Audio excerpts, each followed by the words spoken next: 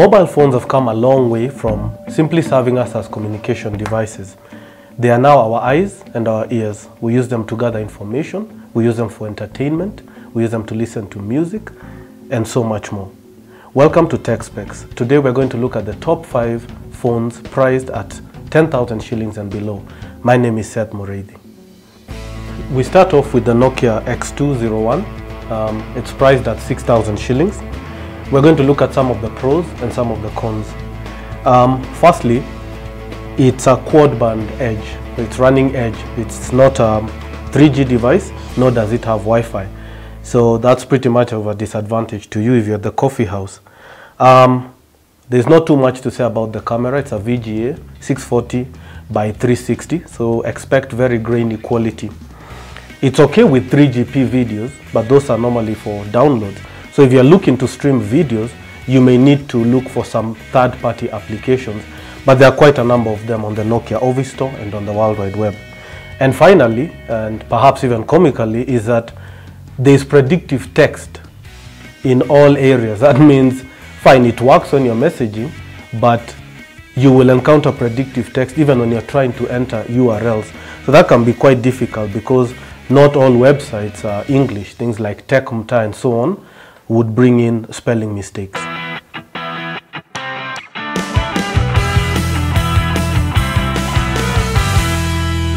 Let's look at some of the advantages that the X201 comes with. We began by saying that it costs 6,000 shillings, so that's relatively well priced. You get 12 hours of talk time. It runs the Series 40, the Symbian Series 40 operating system, which Nokia have dubbed the operating system for billions. So expect Nokia to keep churning a lot of applications and a lot of upgrades. It has a very powerful browser, the WebKit browser. It opens WAP sites very well. There are some challenges with HTML. You may not really be able to experience rich media, but don't forget it comes with Flashlight 3, which is the equivalent of Flash Player 9. So then there are a lot of developers who write applications that are accommodated by Flash. And finally, in so much as it has a 320 by 240 pixel screen resolution, it's still quite clear and sharp for a device priced at 6,000 shillings.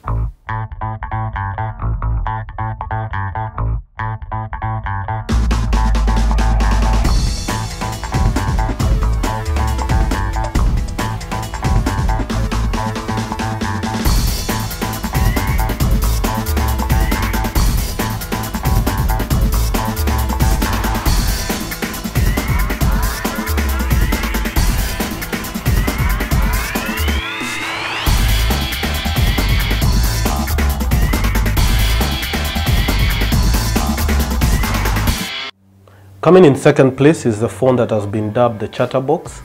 It sports a fully QWERTY keyboard and it has been called the budget BlackBerry. We are talking about the Nokia 201 Asha. Still no Wi-Fi. This is a dual band GSM device. So again, no 3G. It has 10 megabytes of internal storage. That's measly. You'll probably need to get yourself a micro SD card. And what we found really annoying was that it doesn't have the mini USB, so you cannot charge it via USB. And of course, it presents a challenge as far as data transfer is concerned.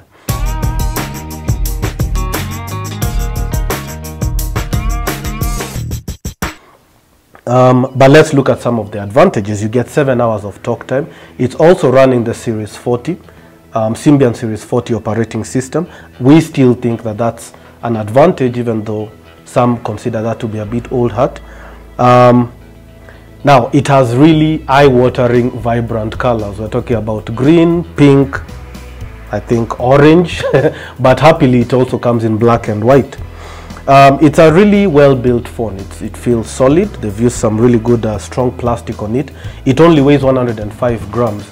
It's slim and it's sleek, which is really good for a phone which is priced at 6,500 shillings. And finally, we would say that it's a really well thought out design, but Nokia time and again have always come out with excellence in industrial design.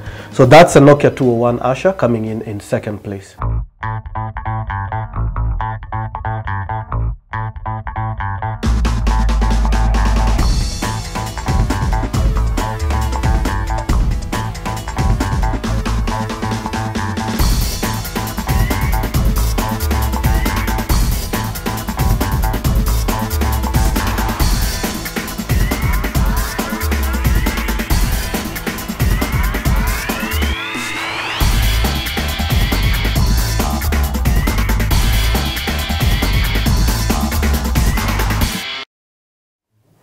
Number 3 in our top 5 phones priced at 10,000 shillings and below is a Nokia C201. Now, in all honesty, this is my favorite device. It's simple, it's cheap, it's likable, and it packs a lot of features which you would normally find on higher end devices. Let's look at some of the pros. It comes with an accelerometer, touch screen, it has video calling, it's 3G, and it has Wi-Fi.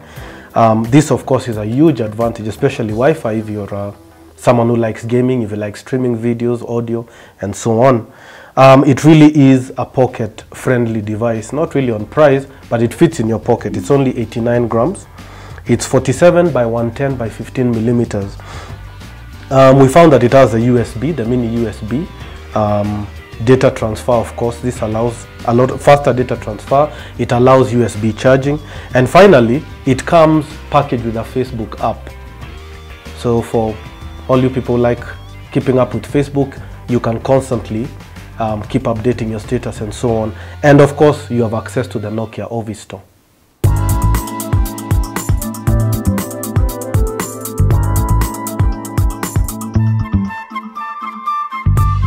For the Nokia C201, let's look at some of the disadvantages. I really love this phone, but perfection is a myth, as we are told.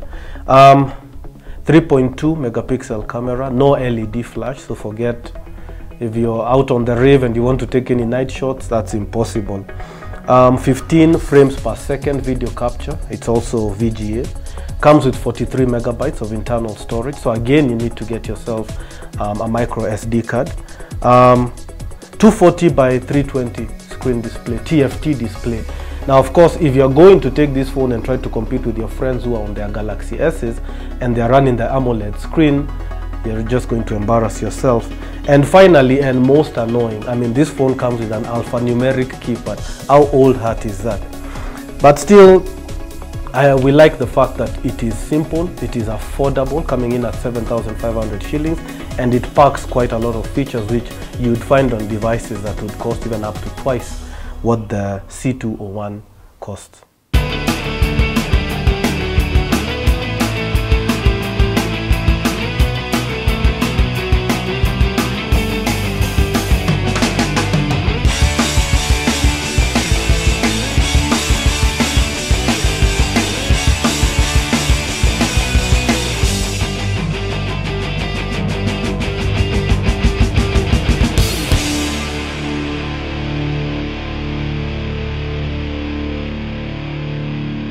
Coming in 4th place is a phone that is cheap and cheerful, priced at 8,000 shillings. Now, form and function don't exactly come together here in a perfect unison. It's not the girl next door you want to get with. It's more like your favorite auntie. Let's just hope she's not cheap and cheerful. We're talking about the Huawei Idios, or what we call the Huawei Idios, this side of the planet. Very quickly, some of the advantages. It runs Android 2.2 Froyo. It has a very responsive touchscreen. Android devices are just optimized for the internet. We're talking about Wi-Fi, 3.2 megabytes per second, high-speed packet access. But on the downside, it has a 3.2 megapixel camera with no LED flash. Expandable memory is needed.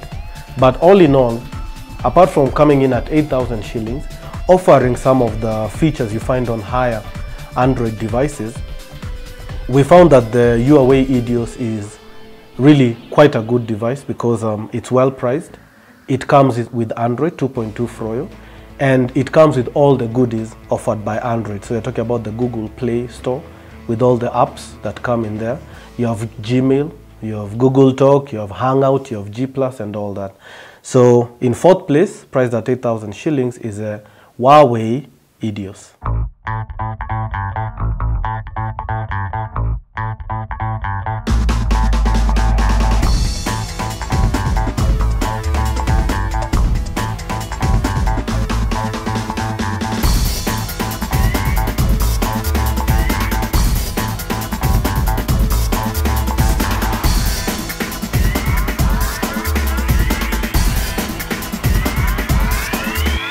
Coming in 5th place is a Samsung Galaxy Pocket. Now, Samsung seem to be on a mission to pretty much target all devices, from tablets to smartphones to entry-level devices with their Galaxy range. The Samsung Galaxy Pocket is priced at 10,000 shillings. It sports Android 2.3 Gingerbread. The Galaxy Pocket has a 2.0 megapixel camera. Again, no LED flash. I don't know why they keep doing this. And no secondary camera. So forget your video conferencing or group video chat. What is really annoying, especially for a developer like myself, is that these entry-level devices are coming with 832 megahertz processors. No flash support. You cannot write applications for the Adobe integrated runtime. You really can't go rich with this. But also, no, you need to get a micro SD card. It has a 3 GB internal memory, and in today's world, that really isn't much, perhaps just a couple of trailers. 240 by 320 screen resolution. Again, this is a device which is trying to ape higher end devices that are doing 640 by 480 and sometimes even larger than that. And finally, pathetic 15 frames per second video capture, QVGA.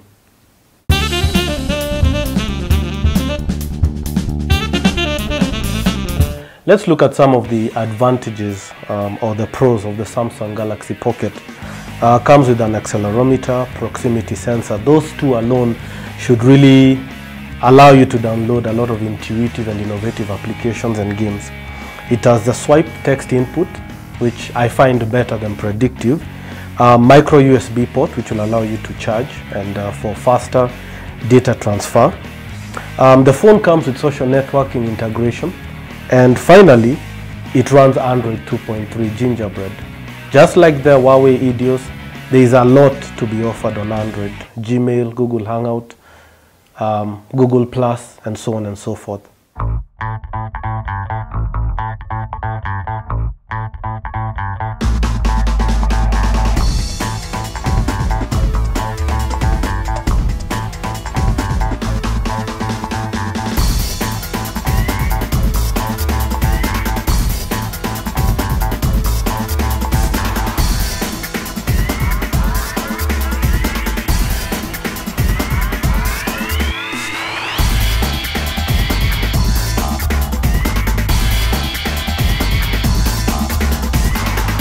Those are the top 5 devices according to us, priced at 10,000 shillings and below. For Tech Specs, my name is Seth Muriithi. Thank you for watching.